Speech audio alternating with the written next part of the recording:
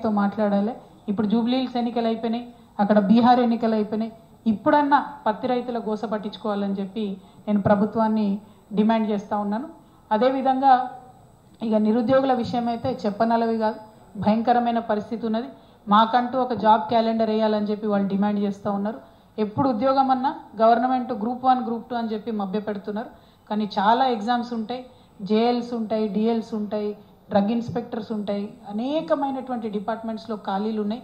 అవేవి కూడా వేయకుండా ఇబ్బంది పెడుతున్నారు. అన్నిటికన్నా ముందు మీరు అధికారంలోకి వచ్చిందే నిరుద్యోగులతోనన్న విషయం కాంగ్రెస్ పార్టీ గుర్తుపెట్టుకొని ఖచ్చితంగా ఒక స్పష్టమైనటువంటి జాబ్ క్యాలెండర్ ఇవ్వాలని చెప్పి నేను డిమాండ్ చేస్తూ ఉన్నాను. మరి అదేవిధంగా ఆపరేషన్ కగార్ పేరుతో పెద్ద ఎత్తున కేంద్ర ప్రభుత్వం చేసినటువంటి విధ్వంసాన్ని కూడా మనం దృష్టిలో పెట్టుకోవాలి.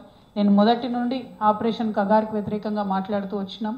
మావోయిజం కానీ నక్సలిజం కానీ అది శాంతి భద్రతల సమస్య కాదు, అది సామాజిక సమస్య. దాన్ని అదే కోణంలోంచి చూడాల్సినటువంటి అవసరం ఉంటుందన్న విషయాన్ని భారతీయ జనతా పార్టీ గుర్తుపెట్టుకుంటే మంచిది.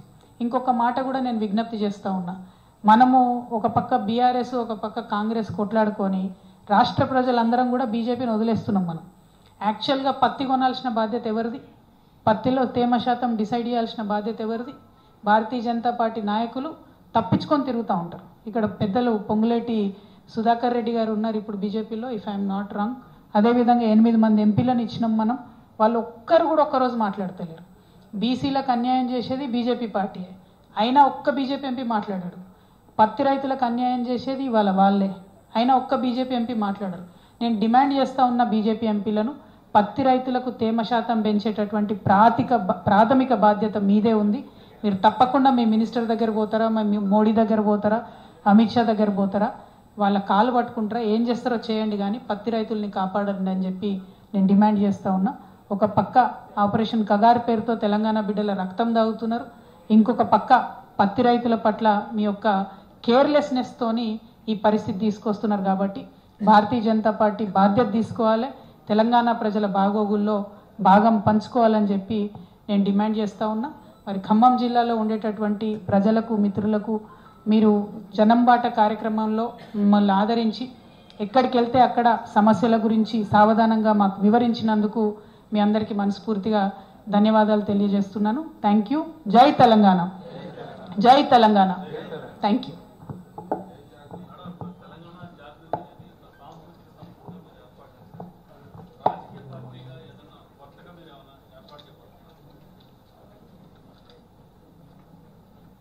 జై తెలంగాణ.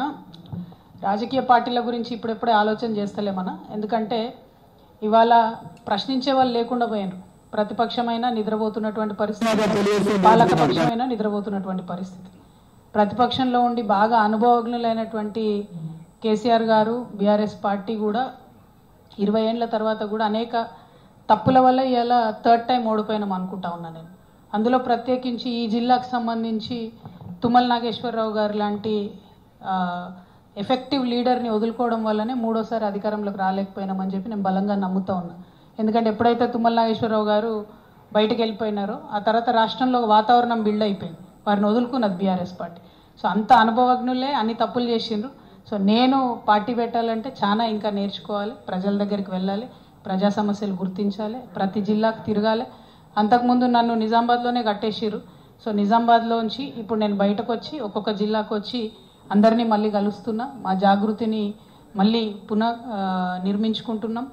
జాగృతి క్యాడర్ నిర్మించుకోవడంతో పాటు నేను అక్కడ ఆయా జిల్లాల్లో స్థానికంగా ఉండేటటువంటి సమస్యల మీద అండర్స్టాండింగ్ తెచ్చుకుంటాను.